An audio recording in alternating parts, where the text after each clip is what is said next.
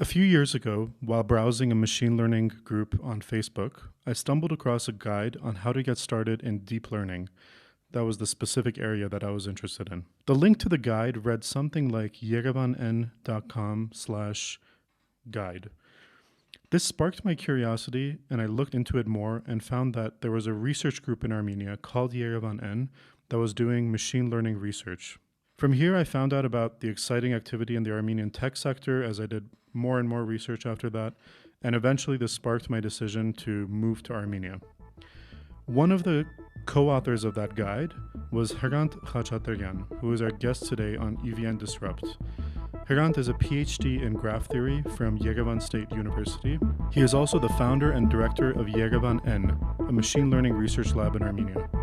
We spoke about building a research lab in Armenia from nothing, what is needed to boost scientific research activity in the country, and how Hrant sees the future of YerevaNN, and many other topics. Hrant, welcome to the podcast.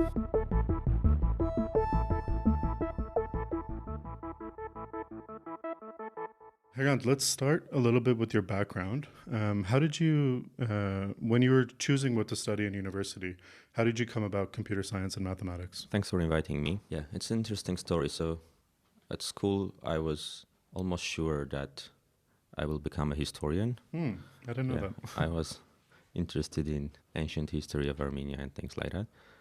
But at some point, I realized that I started to do web programming at the 8th grade. Mm-hmm. By that time, we were studying for 10 years, right? I was the last generation that had 10 years of studies at school. Yeah, and I think it was 8th grade when I realized that I'm more interested in, creating websites. I studied a couple of programming languages by then, and it felt like this direction is more active, is changing more actively, and is growing more actively, and somehow decided that going towards programming is more interesting for me. Mm-hmm.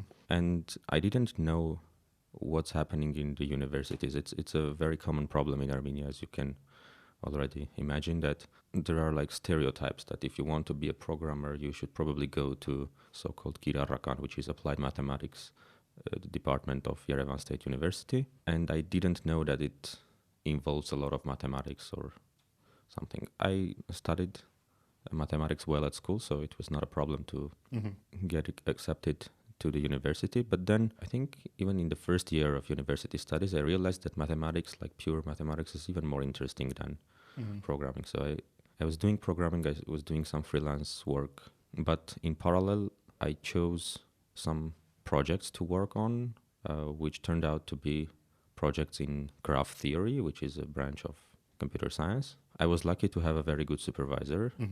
He taught me discrete mathematics in the first year of studies, and then he agreed to supervise my research projects.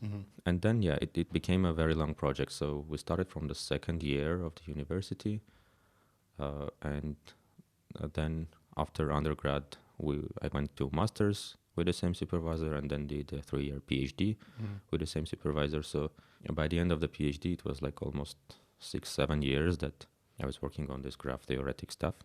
I realized that working on scientific problems, working on problems that are not solved and no one really knows if they are solvable, this is pretty interesting. So that was the, I think, biggest motivation to get into that. Like if you're solving a problem that is written in a textbook or is given at some contests, you know that this problem is solvable. Right, so someone has solved it before, and you just need to discover the solution or maybe find another one. But if there is a problem that you don't know if it's solvable or not, and then you have the talent of your supervisor is very important, right? Because it's very easy to give a problem that is not solvable, and there is no chance that you can get any progress there. But the talent of a good supervisor is that he gives a problem that is not solved yet, but he feels that it should be solvable. And this problems on the edge of being realistic to be solved. Finding these problems is very important. And I was lucky to have a supervisor like that. So in your undergraduate years at Yerevan State, were you studying both computer science and mathematics, or was it mostly just math? This is a good question. So the tradition of, I think it comes from the Soviet era of organizing computer science studies in general. It involves a lot of mathematics. So technically it is called informatics and applied mathematics. Right. And I think compared to computer science courses in Western universities, it involves a lot more maths, including like calculus, differential equations, Right. this type of maths, right? There is also mathematics direction in Yerevan State University, which lacks mostly the discrete part of the mathematics, which is like graph theory, combinatorics, and things like that, right? This applied mathematics department, which is again not unique to Armenia, I think it's everywhere in the post-Soviet space. You have this nice mix of theoretical computer science, a little bit of programming, and some calculus and other types of maths. So that's what is accepted as computer science in Armenia, which some people don't like, especially those who come to our department to quickly become a programmer. Right. They usually complain that why do we study all this math? And Right. yeah, but I think that's a very good combination. Especially for academic work. Not only, Yeah. so for academic work definitely. So in academia, you realize very late that all mathematics are basically the same, and the more you know from different branches, the more chances you have to actually produce something interesting. But not only. So if you want to become a programmer that can solve complicated problems, then you need this apparatus from very different branches of mathematics, and the more you know, the more chances you have to solve interesting problems. That's right, yeah. Fundamentally, all science is mathematics. So the more you know, the better. Hrant, these days, most people in Armenia, at least, know you for your work in machine learning and the work that you do at YerevaNN. How did you first come across machine learning, and how did that interest you? I think it was in 2015 when we were trying to organize courses, like extra courses in our department for some students. It was not an obligatory course. It was something extra after classes. Like not a formal course they registered for, just exactly, extracurricular. So we were choosing video courses from different websites. I think we started from Udacity. There was a course on GPU programming. Okay, yeah. I remember this, yeah. Yeah, and it was a parallel programming course. Yeah. And I don't know, like 5, 6, 7 students, we were getting together every week and watching one video. So that was how we got into this type of learning. And then in 2015, we started to watch a course on neural networks. I remember that I found that course accidentally. So I was reading about machine learning in Reddit. There was a long thread, this type of Reddit posts which are called AMA, Ask Me Anything, right? So there was an AMA with Yoshua Bengio, who is a professor of machine learning from Canada, and someone asked him if he wants to create an online course by himself. And he responded that no, he doesn't have time. He works on the book. It later became this deep learning book. Yeah. But he said that one of his students in another university of Canada has recorded a video course, and that's a very good one. So that's how we found it. It was not discoverable at that point. Like you couldn't Google and find this course because it's... Was it the Geoffrey Hinton course? No, that was the Hugo La Rochelle's course. Oh, okay. Hugo La Rochelle is now, I think he leads Google Brain Montreal now, but at that point he was in one Canadian university that I didn't know. I think it's Sherbrooke or something like that. Yeah, but it was a very good course, very well recorded, like professional recording, with slides and so on, with other materials on his website, and I think the website was in French, so it was not discoverable. Like right. This was in 2015. It was recorded in 2013, I think. Even, yeah. And we started to watch that course. When these courses are not obligatory, on the first day you have like 20, 30 students, and then the number decreases dramatically. And I think we finished the course with like 7 people or something. And we didn't even finish the entire thing, so we kind of selected something. I realized at that point that there is an interest in students to work on that, and we realized that we do not have supervisors to do like serious scientific work, but we wanted to do something. And I think the next step was to participate in some Kaggle competitions. So Kaggle is a website where different companies bring their problems or even non-profits. So they provide you the data, and you have to solve a prediction problem on this data. And we took a problem. It was about diabetic retinopathy detection from eye images, from retina images. I think we were either 600 place. I think there were like 2,000 participants, and we were around 600 place or something on that competition. So we performed pretty bad, but that was a very good sign that the competition in this field is global. Like, it doesn't make sense to be like the best machine learning expert in Armenia. Like, it doesn't mean anything, right? You have to see where you are in the global list somehow, right? Yeah. And this helped us to kind of set the correct expectations and correct incentives that we have to be competitive in the global space. And we realized that we need a room where we can all sit and work on these problems, right? Even if we don't have a supervisor. So it took a while before we actually did this. I think it took almost a year from that point. And in summer 2016, I think during the spring, after the April war, there were lots of discussions on how to develop this field in Armenia, what are the options, and we were discussing all kinds of strategies, like how to work with industry. And at that point, there were a few people who were kind of pushing me to do something, and they were doing it like independently. One of them was Hrant Khachatrian, who later founded SmartGate. The other guy was Gor Vartanyan from FimeTech. So they had a small team which wanted to do some machine learning for various purposes. And then there was Ruben Meshchan, who was pushing me towards that direction. And at some point, I organized a meeting with all of them and said, okay, let's start doing something. So I think the best way to start is to start an academic style lab, where we can grow talent and grow the next generation of professors, because that was an obvious gap. Right, so there are students who want to work on this, but there are no professors who can supervise. At the time when you guys were organizing these extracurricular courses in machine learning, was there any machine learning activity at Yerevan State University? I don't think so, no. No courses were being taught? Or? No. Okay. I think the courses started like 2-3 years later. Right. Yeah. So now, today, there are courses in machine learning at YSU? Yes. We'll get talk to that. about it, yeah. And we decided to do something, so we rented an apartment next to the university so that we can spend time there. We had one computer with one GPU to run our code. And like, we had a goal to become an academic lab without even knowing what it is. Like, right. When now I'm thinking about it, it was crazy. That's no idea. That's the beauty of being naive, because if you knew what you were going to get into, you might have not gotten into it. Absolutely. Yeah.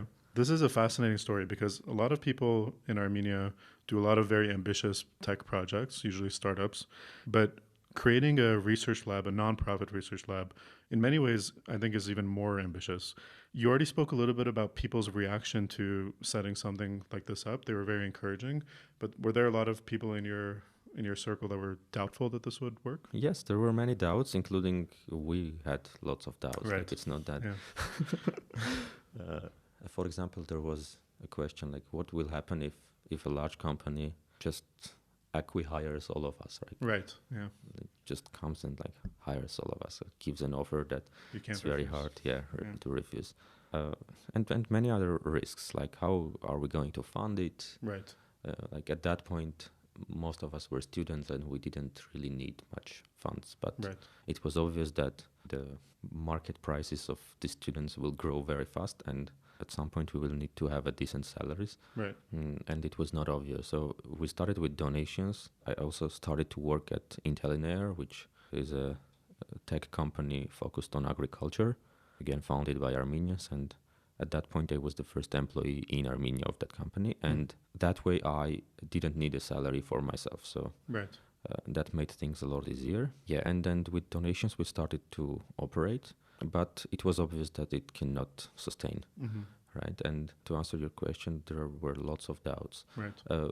One more detail. So you say that it's even more ambitious. I want to be clear here that it sounds more ambitious, but it's less risky, because like if you're going the startup way, people usually don't get that. But I worked in a startup, so I know. So when you get funds from an investment, you are under severe pressure to grow. That's right? Like in our case, there is almost no pressure to grow, especially at startup rates. That's like true. no one kills us to not grow. It's like, You don't need to do 10x in 18 months. Exactly. Yeah. Right. Do you remember at what point it felt like you were transitioning from just being this group in this apartment on Chagans to being a proper research lab? What was that moment?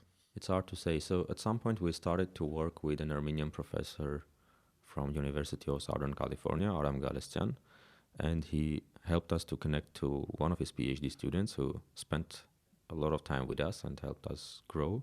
I think without that, we wouldn't be able to achieve anything, right? So we started to work on one paper, and then we were working on other directions which didn't end up in a paper. So it was a little bit chaotic, right? And I think it was in 2019, so like 3 years later, when Hrant Khachatrian told me that, you are doing something. It's not that you don't produce anything, but this doesn't sound serious. So if you want to be a proper lab, you have to like at least have 2-3 serious paper submissions every year.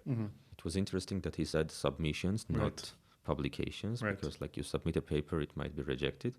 If you have the courage to submit something which like all co-authors agree that it's should be submitted, especially if one of them is a professor from US, then it's some bar of quality, right? And at that point I realized that with this way of working we cannot do that, and I made a decision to leave Intel Air, the other company that I was working on, to focus fully on this. And I think one more year, so late 2020 and early 2021, when we had several conference deadlines and we submitted 3 papers at once in 2 weeks. At that point I felt that we're getting close to something that Hrant Khachatrian was telling about, right? So about 3-4 years after you started. Yes, but I wouldn't say that we are comfortable with this yet. So it's more than 5 years. And we still have serious problems. For example, to be a proper lab, like another measurement, another bar that we need to pass is when we will be able to hire someone who has research experience outside our lab. So everyone at YerevaNN started in machine learning research at YerevaNN. Right. But it's not the way science works in general. Right. You need to be able to hire people who did PhDs in other places, and then they choose to continue their career for a few years or forever in your team, right? So this is the way the regular labs work, and we are not there yet. So we don't yet have any person who did a PhD outside our lab or our universities, right? So in that sense, we are not a proper lab yet.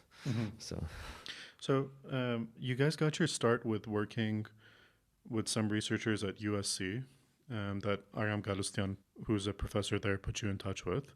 And you've continued these relationships with these universities. How do you guys, this is mainly the model that you're still working with now. What do you think is needed to get you to that next step that you're talking about, where, a PhD from some other group or some other university comes and joins you guys as a principal investigator, as a researcher? First, we need to understand how scientists choose their next destination, right? So if you are doing a PhD in a decent university, you have a good supervisor, then you are looking for a postdoc position, which is a temporary, like 2-3 year academic position in another lab where you have like at least more experienced researchers and someone from whom you can learn. Right, more senior researchers. Exactly. Yeah. So sometimes during your PhD, you realize that you are interested in this direction more than the other direction, and you're looking for more experienced researcher in that direction to go and work with them, right? To be a lab where some PhD graduate would like to join, you have to be expert in some narrow direction that is interesting to the students, right? So that's the normal way of doing it.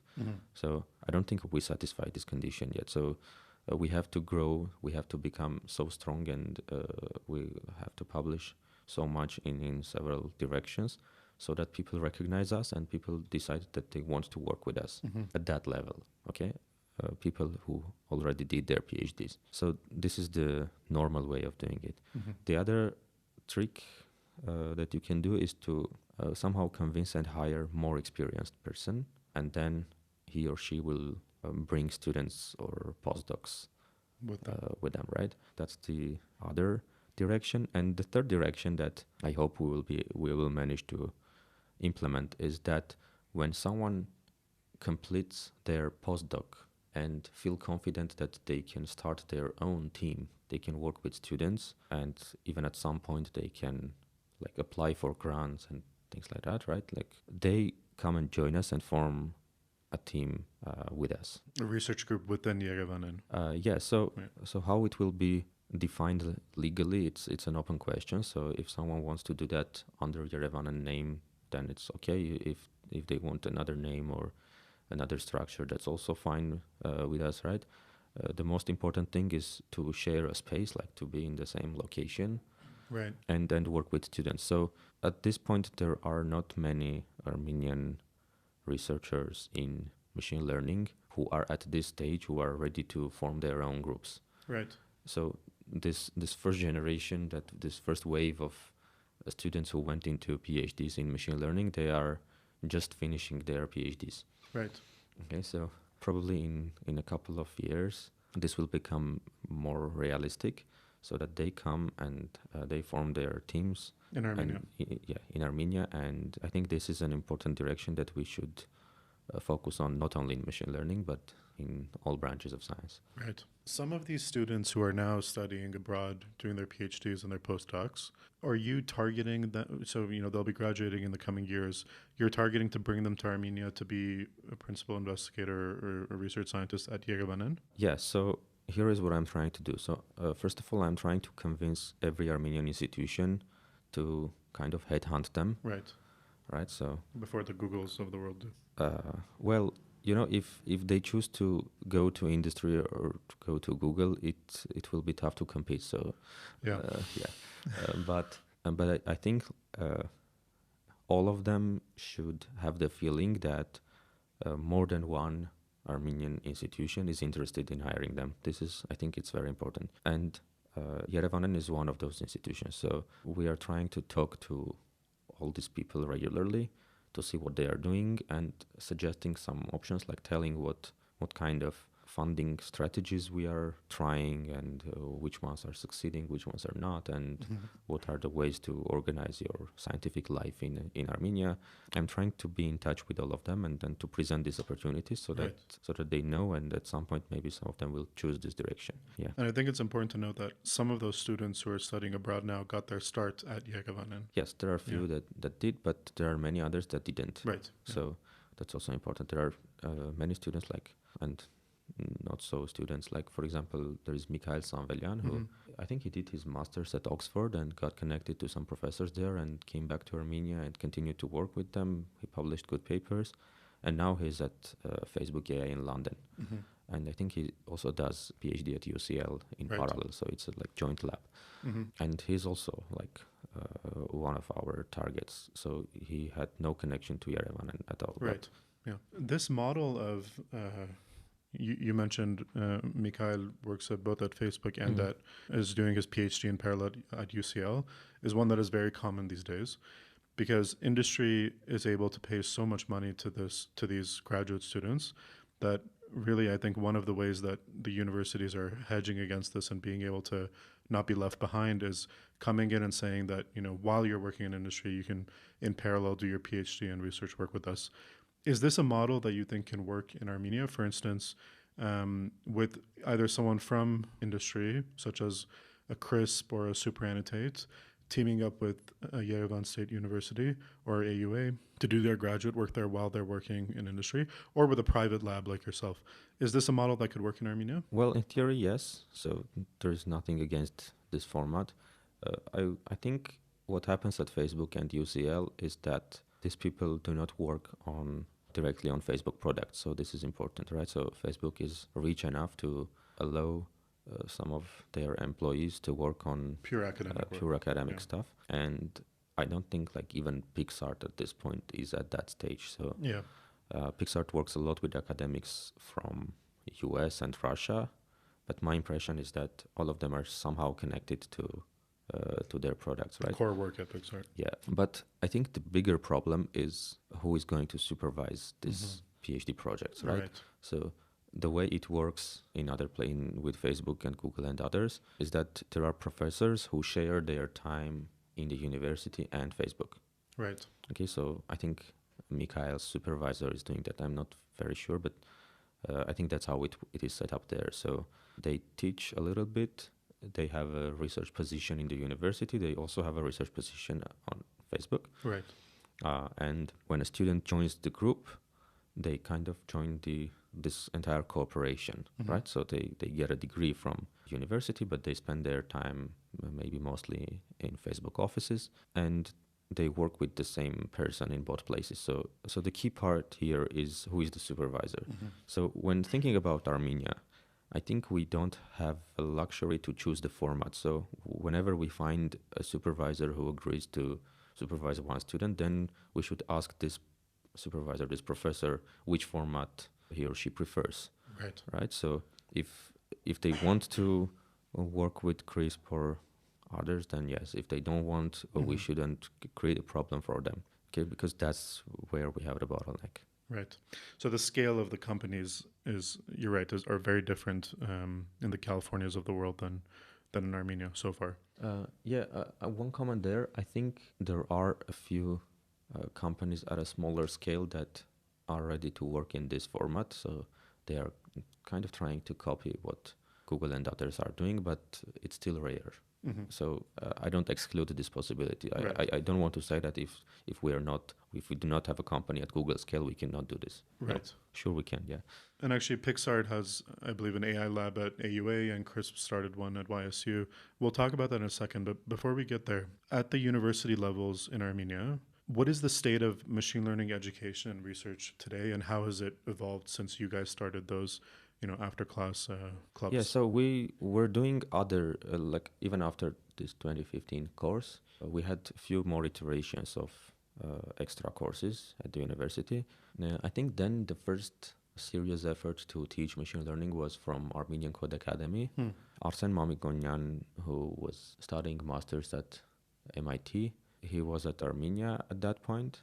He's still in Armenia. At that point, he just moved to Armenia, and Armenian Code Academy convinced him to set up a, I think, 5-6 months course on machine learning. So they managed to find many students with strong mathematics background, and they started a pretty good course. And I think all graduates of that course are either leading some machine learning teams now in companies or are key people in ML teams. So that was a pretty successful one. And I think at that point, AUA started to provide a couple of courses in machine learning, and then Russian Armenia University and Yerevan State University started master programs.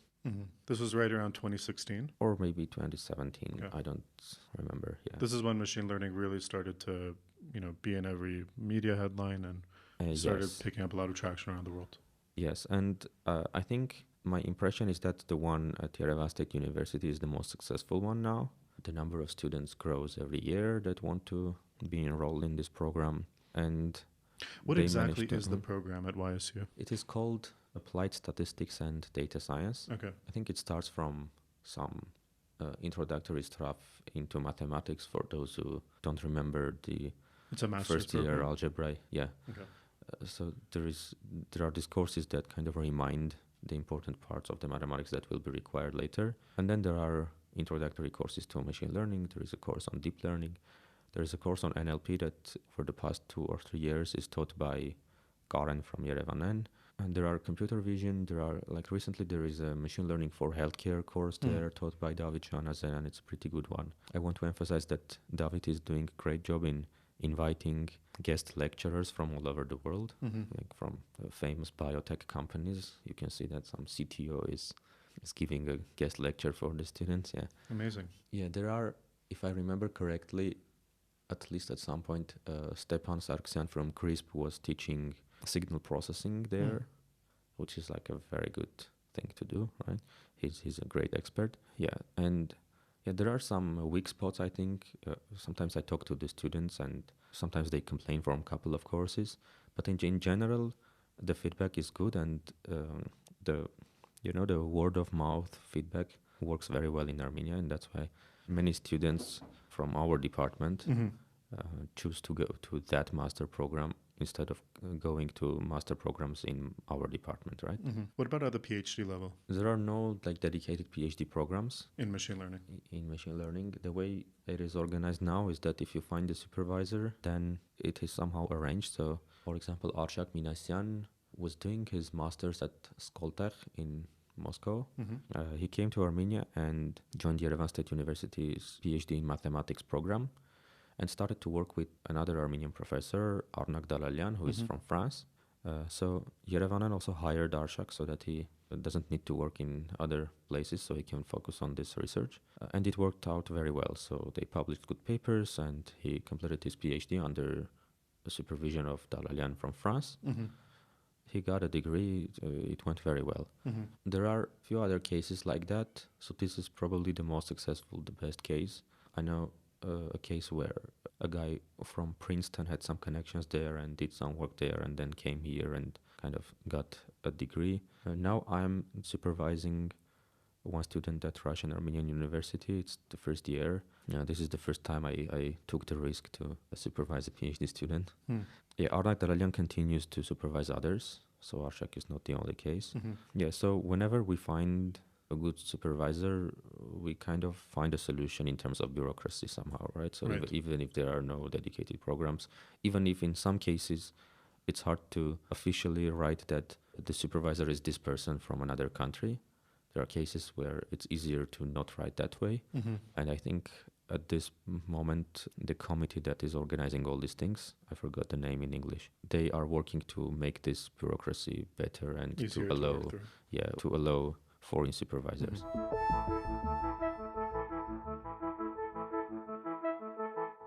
Can you speak a little bit about these companies that have built AI labs in the universities? For instance, CRISP is doing it at Yerevan State and Pixart at AUA. What are they working on there? What has the outcome been so far? So I'm in touch with CRISP about this project, and it's a very early stage. At this point, I think they don't plan to do like a full lab. So probably they will just donate good hardware to the university, and then most of the activities, academic activities, will be done by the university. At this point, I think that's the way it is planned. Although I don't think it's a final version. So it's still in a very early stage. It's hard to say how it will go. I know less about AUA. I think at some point they took 4 or 5 students from AUA to work on projects, and someone from Pixart was supervising them, and I'm sure they got some results. I don't know if it became anything academic, and I'm not sure even if they wanted it to become academic. So it could be another kind of lab that just is becoming a place where students get good projects. I don't know what were the original plans there. Okay. When you think about sourcing talent for Yerevan and finding students to come work for you guys, the main source of that is the universities. Yes. How do you see the level of interest in students to come work for a research group like YerevaNN, or do most of them sort of go towards industry? It's an interesting question. So it's getting tough with the current competition. So there are good companies which are spending a lot of effort in hiring good students. So in some sense, it's hard to compete with them. On the other hand, many of those students who join those companies at some point come to us and ask if they can do some research project. Yeah. Usually they want to do it in parallel, and it's pretty hard to convince them that, both your work and academic work are full-time jobs. So Right. Yeah. it's not realistic to do both in a good quality, but I think everyone makes that mistake, including me. So it's hard to judge. It's hard to convince them until they've tried it and they see that yeah, it's too so much work. that's sometimes I say, okay, let's start, let's try, and then like in 6 months, let's see what happens. Let's see what happens. Yeah, so there is interest in some. So my impression is that at this point there are more students who would like to do research than we can supervise. But on the other hand, there is a lot of work to do to set correct expectations. So most students do not even know what it means to do research, right? So many do not know the good parts and the bad parts, so you have to advertise in some way, what are the good parts of doing research, and there is a lot of work to do there. Like, I think we don't do it well now.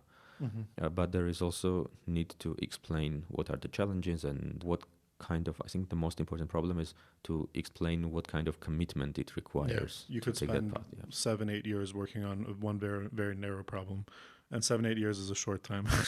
In machine learning it's faster, so True, no one will tolerate you to spend 7 years without a result. That's right. Okay, and what are some of the research topics you guys are working on right now at YerevaNN? So another challenge at YerevaNN is that we're working on too many things. There is a project on object detection that's probably the easiest to explain. So how do you teach computer to recognize objects with very few examples? So you show like 4 examples of a car, and then it should recognize all other cars. Right. And like, how efficient can you do this? And this is a project with University of Southern California. One project that actually started from the same one but diverged is about so-called domain generalization. That's when you want to make sure that if your model was trained on, for example, images from, 5 countries, it should work on an image from a 6th country also. Okay, so this is very relevant, for example, in healthcare, where you have different hospitals, different equipment. They give you images that are slightly different, and then it turns out that if you train on images from a couple of hospitals and then you run your model on a new hospital, then you get a decrease in accuracy. So why this happens and how to overcome it, it's an open question, and we're working on that. And our first paper on that direction was just accepted to a major computer vision conference like a week ago. And we have many other ideas in that field. There are projects on text processing. I don't want to get into the technical details. It's about how to make them efficient, how to, again, learn with little data. And recently we started to work with an Armenian guy from Facebook AI Research, and he helps us to boost this direction. Another project is about applying machine learning to chemistry. It's another interesting and rising topic. Like, how could you predict properties of molecules without actually synthesizing them physically, right? Is that a new project you guys are started, or? It's more than a year now. We submitted the first paper a month ago. We'll see how it goes. Are you working with chemistry departments in Armenia on that project? Yeah, so actually it's a team of biologists from Institute of Molecular Biology, and there is another guy who has a PhD in physics and is one of those rare people who understand chemistry, biology, physics, and also data science. So it's a good combination. Yeah, that's why these projects become possible, right? Like most of the people who are good at machine learning have nothing to do with other branches, and that's why this field is lacking behind in some sense. Domain knowledge is very important in machine learning. Let's talk a little bit about industry's reaction to YerevaNN. I imagine it must be welcomed by some of these startups, especially the ones that are doing machine learning work, because in many ways you guys train a whole new generation of people who are experts in machine learning. Have they approached YerevaNN to help with financing some of these either, students' projects or expanding YerevaNN? What does industry think of YerevaNN? So in general, the feedback and the reaction from industry is very positive. They are ready to support in many ways. I remember, I think it was in 2017 maybe or 18 when CRISP was just starting, and they donated us some hardware, for example, right? It was a very nice moment. So we have very good relationship with most of the companies that are doing machine learning. In terms of financial help, so the companies themselves have a problem to directly fund us, because it's very hard to convince, again, to investors and others, like, why you are just giving this. So other than marketing purposes or, social responsibility, it's very hard for them to justify this. So we get lots of offers from industry to work on their projects, and then get funding for that. But that's not a good strategy for us, at least at this point, because we want to grow as researchers, so we need to publish as soon as possible, and we need to work with scientists that are more experienced than us. That's how we are structuring our work, and then there is no time left for working on projects that are relevant to the industry and are not so publishable. So in that sense, I think I want to emphasize that if any group like us agrees to work on projects from industry, then there is a lot of funding available. That's very clear. It's just does not fit our strategy. So that's why we don't do that. But like if anyone else tries to do that, it will work easily. Globally, this trend of computer science research moving, especially machine learning research, moving more and more towards industry. Over the last 5-6 years, we've seen a lot of the more famous papers coming out from Google, Microsoft, Facebook. One of the reasons is just because these companies have so much money that it's becoming harder and harder for universities to compete, especially when attracting talent. Most of the professors who were at top universities are now research scientists, at least in part at Google or Microsoft and Facebook. What do you think the future of machine learning research is? Will it still mostly be incubated in universities in the traditional academic settings, or will it more and more gravitate towards industry? And how does YerevaNN fit in that picture? Well, it's hard to predict. I had this discussion a few years ago with some professors, and their point was that, if you look at a longer period of history, like from 1950s, there were many cases like Google Brain or DeepMind, like Bell Labs or later Yahoo Research, and they do not exist now. So at some point... That's a good point. So the general understanding among academics is that in a very long term, the backbone of academic activities is still in the universities, right? So sometimes you have these branches in industry, but in a very long term, you cannot rely on that. On the other hand, I think like even 3 years ago, all these professors, or some of them, did not think that Google Brain and DeepMind will grow at this rate and will survive so long. Okay, so in that sense, there is a chance that at least in machine learning, this time will be different. This type of organization of science will continue to develop. I realized that there is one important advantage of industrial labs. It's that, like in DeepMind, many researchers have the full academic freedom to work on projects that they want to work on. And additionally, they are not required to write grant applications. Right. It's like being at a university with even more freedom. Yes. Yeah. So, and additionally, they also have access to very well-paid engineers who can organize large hardware and implement computational resources, which is a big problem in academia. Okay, so like companies like DeepMind and Facebook AI are solving these two problems. So you have more time that is freed from grant application writing, and then you have lots of good engineers who can support your computational infrastructure. So with these two things, they become it's very hard to compete with those. Okay, so on the other hand, at some point, especially if we end up in a deep economic crisis, I think most of these companies will revisit their costs and prioritize things. I think that some of them will find it tough to explain why they are spending so much money on, like, I think for DeepMind, Google loses around $500 million every year. Which is how much they paid for DeepMind. Yes. But I don't think that it will force them to close these things. They will just find other solutions. Or maybe scale down temporarily. Well, either scale down or maybe allocate some of these resources to commercial projects. Like, for example, DeepMind has this AlphaFold, right, which is about protein structure prediction. My impression is that there are a lot of business opportunities there. And no one knows if they are working on that direction or not. So the good news is that they open sourced the entire thing, so they didn't keep it secret. But they might be already working on something that could be commercially viable, that would pay off. Okay, so it might not be the direct Google's business, but it could be another business.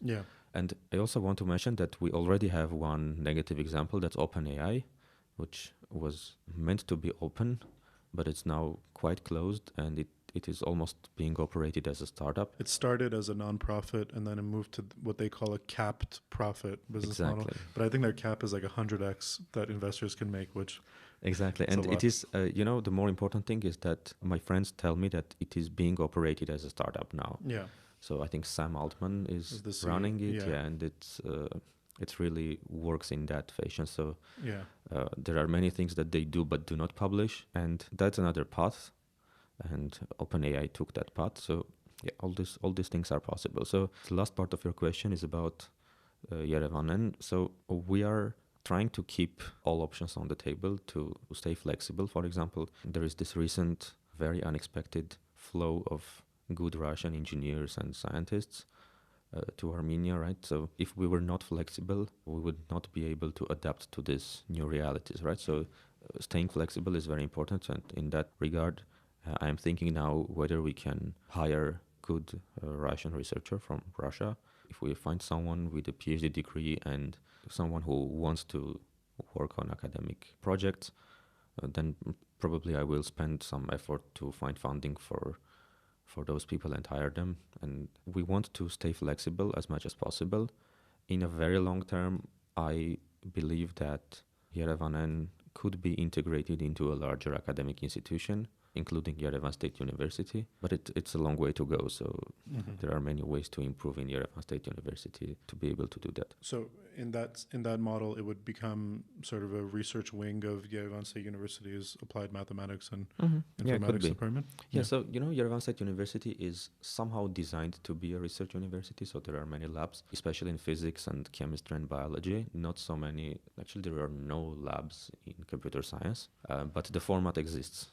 Okay, so and then it was designed for Soviet system, and now it somehow still exists. It's not a new thing for Yerevan State to do that level of research activity. Let's move on to the state of science overall in Armenia. After the war, you and some of your friends and colleagues from industry started this initiative called Gituj. Can you tell us a little bit about what Gituj is and what your goals are with it? Yeah, I don't think I was among the starting people, but they are my friends, and the idea is to make science cool again, so to convince everyone, like society, government, and all stakeholders, that we need to think and we need to act seriously improving the science in Armenia. Yeah, and it kind of became a lobbying process to work with the government, different branches of the government, understand where it's an advocacy group, right? It's an advocacy group. And Gituj also started to work with scientists, with institutions, with National Academy of Sciences, and different government bodies to understand the exact problems and guide them towards solutions. It was pretty successful in a sense that Gituj managed to get very different people together for one agenda, and most of these people were not scientists. They were from industry, and it helped to design the message better. What is the message? The message is that we need to increase the funding, the government funding for science, and we have to reform the system to make it more efficient and give opportunity to scientists to develop their labs and develop academic environment. Okay, and remove the bottlenecks for this. There is some partial success there, so the government increased funding of science for this year by like 60%. And I don't want to get into the details. There are different ways the government funds science, and I think almost all directions are got improved. Yeah. Now it's time to look for the next steps, which is in one direction you have to bring more people. So, the problem with science in Armenia is that we have, I think, 4,000 scientists, something like that. And if you look at the ones who publish regularly in good international journals and are well integrated into international science, it's like around 1,000, which is a very small number if you want to have a proper science and something that can eventually feed the economy. And a big part of those 4,000 are in the later stages of their career, right? Yes, that's another problem. Yes, so maybe half of them are like more than 50 years old or something like that. So we have to grow this number. We have to make scientific career more realistic and more competitive compared to other careers, so that students can choose this path. And we should create all the channels, all the opportunities for them to become scientists. Right. So my personal understanding is the best way to do that is to bring back those PhD students and postdocs who are working in different countries. So, there is this interesting opportunity that after you do 1 or 2 postdocs in different countries, so every postdoc is in a different location, Right. right? So, like you are born in Yerevan, you go to do PhD in UK, and then you do a postdoc in China, and then you do another postdoc in Italy. Yeah. And at some point you realize that you don't have a house, you don't know where you live. So, and at that point, people start actively looking for a permanent position. Yeah. And that's the time where most of the scientists actually leave academia, because it's usually hard to find an academic position, especially in a location where you would love to spend your entire life in. So Yeah. Academic careers can be brutal that way. I mean, Yes. you're 5 years at one university, 10 years at another, and it's hard to construct a life. Sometimes you have an option to leave academia or to find a permanent position in some, I don't know, a remote town in United States where you don't know anyone. So for those people, I think we should be very actively suggesting offering good opportunities in Armenia. So to bring to their hometown and give an opportunity to form a lab, grow a team with decent funding, and staying with their friends. Yeah. Do you think that's possible with the resources that the government is allocating to science funding now, or do there need to be big changes for that to happen? It's getting closer, okay, but I'm not sure it's there yet. So this will be tested with an experiment this year. So the science committee, which is the part of the government responsible for science funding, they are starting a program to repatriate scientists and to help them to form their groups in local institutions. There are a few challenges there. Yeah, I think financially it's not very bad now, should be relatively good. At this point, I feel there is a problem with the host institutions. It's not obvious that all institutions are ready to accept new labs and help them. But again, this is something that we can work on and improve. So I think this year we will have like a field experiment and we'll see how it works, and next year we can improve. So the good thing is that the leadership of the science committee is open to all these thoughts, and they are also flexible, and I think they will learn the experience and will adjust accordingly. Again, with this recent interest from Russian scientists, this gets another flavor. I have already seen resumes of 2 Russian scientists who said in a message that they would be interested in forming a lab. So they have experience in building labs and even at this level, right? So I'm still not sure how exactly we should approach these cases and what we should offer. But there are this type of options. So in general, like everyone knows that academic labs should be international. So you should not limit yourself to Armenians. Yeah, of course. There is no lab in the world that has only one nationality. Yeah. And this is something that we know. We have somewhere in our brains that we have to adjust to become international, but none of us really acts on that. So like even us, like YerevaNN, we know that that's the correct way of building a research team, but we never actually did any action to make that happen. Why is that? It's hard to say. So, it's probably about short-term priorities. So like if you have lots of other things to do, you don't spend time on those things that are important in the long term. I think that's the biggest problem. Yeah, but now with this situation, I personally start to think about how to make us like more attractive open or attractive for foreigners. And I think in some sense it's a great opportunity for Armenian science in general to quickly react. Unfortunately, our science, we have many problems in science management, and the current managers are not flexible enough to react. So it is very obvious from the tech industry. So if you look, those companies which are very flexible, they quickly adapt to this flow, and they are asking their HRs to get into the Telegram groups where the Russians are posting their CVs, right? But there are other companies which do not know how to react. They're like in a shock, it's a work culture thing. Exactly, and the academic institutions are in this second group, so they are not flexible to react quickly. But I want to state that many people in our generation do not know that most of the science in Armenia was built in that way. So in like early 1950s, when mostly Jewish Soviet scientists were protesting against Soviet government, they had a hard time to find a job in Moscow-based institutes. So there were many cases where these institutes were just firing them. And for discrimination reasons and things like that? No, I think it was more political. Oh. You know, like because they were talking against, like they were signing open letters against the government. And there are many stories that Alikhanyan brothers, so the elder brother was working in an important institution in Moscow. I think they were involved in even nuclear projects. He had a lot of power there. And the other brother, Artem Alikhanyan, came to Armenia to start what later became Yerevan Physics Institute, now Alikhanyan National Laboratory.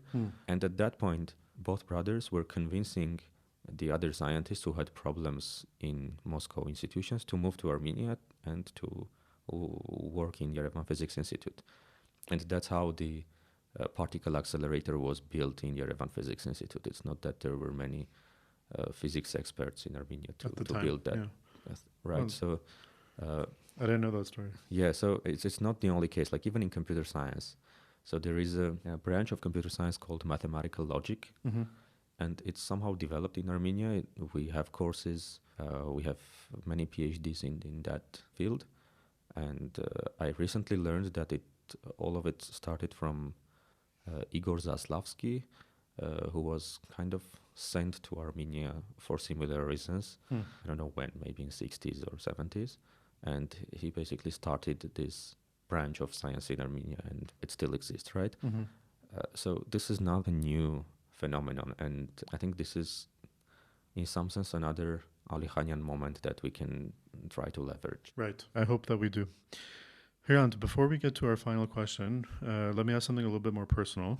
As a scientist and a researcher, you're constantly expected to keep up with the trends in the narrow areas of research that you focus on. How do you go about learning these new topics and keeping up to date? It's very tough in machine learning. Yeah, so fast. Yeah, it's like even in the narrowest thing that you are working on, if it's something that a few other labs are also working on, it's very tough to keep up, and many people, including in YerevaNN, are complaining from that. Like the solution is to allocate time to read papers. Yeah. And at some point you start to learn how to read papers fast. Yeah, more efficiently. Yeah, and it comes with experience. It's not very easy. Like one of our team members who recently joined YerevaNN was asking me like how I'm scrolling the paper like very quickly to find the table that is the most important one. Right. Like she was surprised, like how do you do this? But it comes with experience, right? So yes, it is important to read a lot of papers. I would not say that we are doing it well. There is a lot of place to improve. One technical trick to encourage it is to have weekly journal clubs, and incentivize everyone to present something in the journal club, so that they know that they need to read new stuff, find interesting stuff, and then to present to others. We do that. Again, it's not as efficient as I would like it to be. Okay, Hrant, and my final question. In the 5 to 10 year time frame, how do you see YerevaNN? And a second supplementary question to that, how do you see the science field in Armenia growing? So the general direction is to engage a lot more scientists that are not in Armenia. So that's the general trend that I see that we are forced to do because of the number of scientists we have. So, there is this one directional flow of scientists from Armenia to other countries. Yeah. So lots of people do their PhDs. You mentioned that many of our scholars are 50 plus year old. The reason is that the PhD students that they could raise over these like 20, 30 years, most of them actually left the country. Yeah. So went to work in other universities, which is normal in the current state of affairs in the world, right? So it's very hard to find a person who did PhD in one place and stayed at that same place forever. Okay, so everyone is changing their locations. The problem with Armenia is that it's one direction. So no one doing a PhD in India or in France later moved to Armenia. Yeah. So this is the biggest thing we need to solve. So we should be competitive enough to attract, first of all, Armenians, but then not only Armenians. Okay. So for YerevaNN, if we zoom in, it's the same strategy, although I already see two different paths. One of them is slow and the other one is fast. So the slow version is that we slowly start to convince Armenians and then non-Armenians to come. Maybe next year we can expect to bring 2 people, and then the other year another 2 people, and grow this way. The other part is to put a lot of investment and start a larger institute where we can attract professors, like 1 or 2 professors will be enough to attract a younger generation. One good example is KAUST, which is King Abdullah University of Science and Technology in Saudi Arabia. I know, at least in our field, in machine learning related stuff, they hired a Slovak professor, and this Slovak professor managed to build a lab which is a very attractive place now to work. Like our friends who did PhD in France go there to do postdoc. There are a lot of people from Armenia. So I think some sort of format like this can work well in Armenia. Another idea that I recently got from Aram Galestian is to set up a branch of a foreign institute. It could be university, it could be research institute. So university is probably better, but it's more complicated. Research institute is easier. And then if you have a good brand, so you don't need to develop your own brand to attract scientists, postdocs, right? And you build a branch and somehow convince 1 or 2 professors to join, and then the rest will grow much faster. So a private institution, let's say like an OpenAI or an Allen AI, a DeepMind, some of these private groups that are working on machine learning research would open a branch in YerevaNN, and that would be the catalyst to attracting some big name professors to come. Look, so for DeepMind and companies like that, it's harder. Right. Because those are ambitious ones. Yeah. They open branches in many countries, but they open a branch where there's a good professor for a professor. Yeah, that's right. So it's the other way around. I think there are academic institutions that are inside American universities, or there are many formats, and one can convince them to start a branch. Most probably it will be with Armenian funding, so these institutions will give their brands and their network, which is most important, but they won't fund their own branch, right? And then that could be an important point which attracts everyone. And in that scenario, like YerevaNN could easily be joined into that. Yeah. Okay, so all of us can go and become a part of that. Right. Yeah. So that's an ambitious and fast way of doing this. And similar things can happen with other research directions. If that doesn't work, then the slow path is the one that we are going with, which is to gradually attract more and more people. Right. Hrant, I wish you luck with that, and thank you so much for joining us on the show today. Thank you for inviting.